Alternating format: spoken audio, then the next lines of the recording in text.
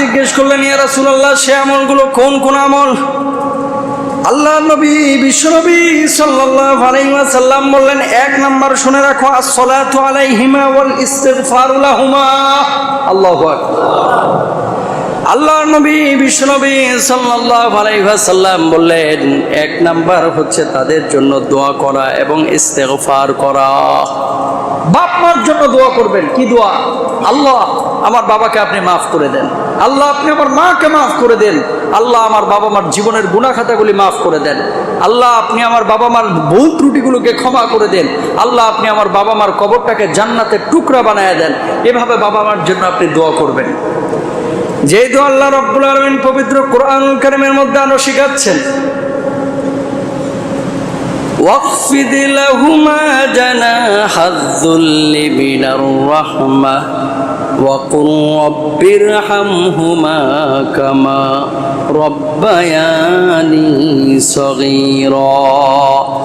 রাব্বিরহামহুমা কামা রাব্বায়ানি সগীরা।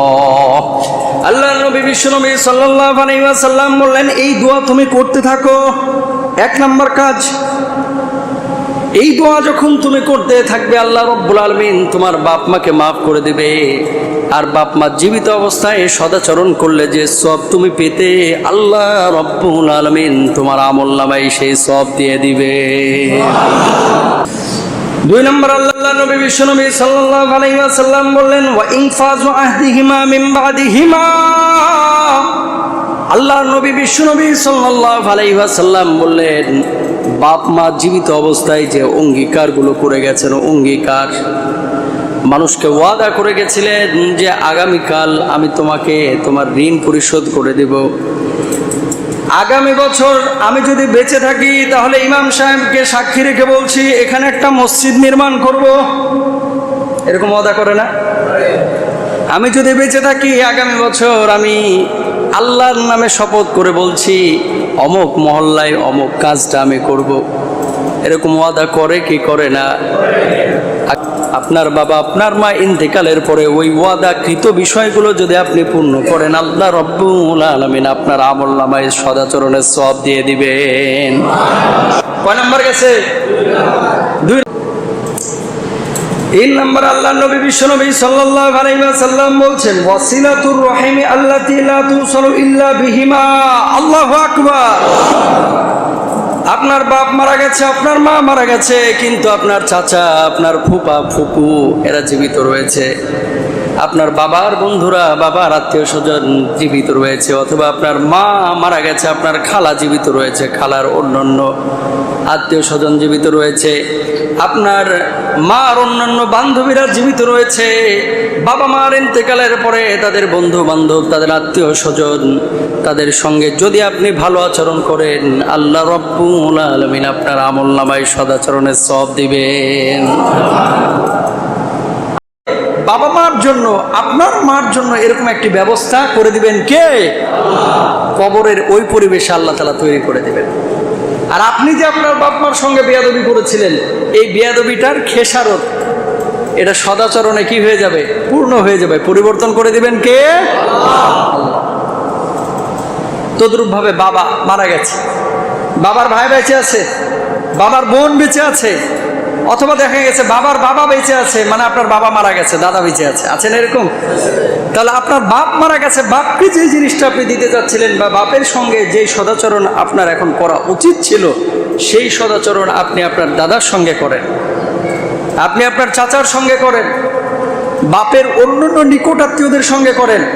মনে যাচ্ছে যে ইলিশ মাছের দাম কমে গেছে, এখন মাত্র 250, 300, 400 টাকা কেজি।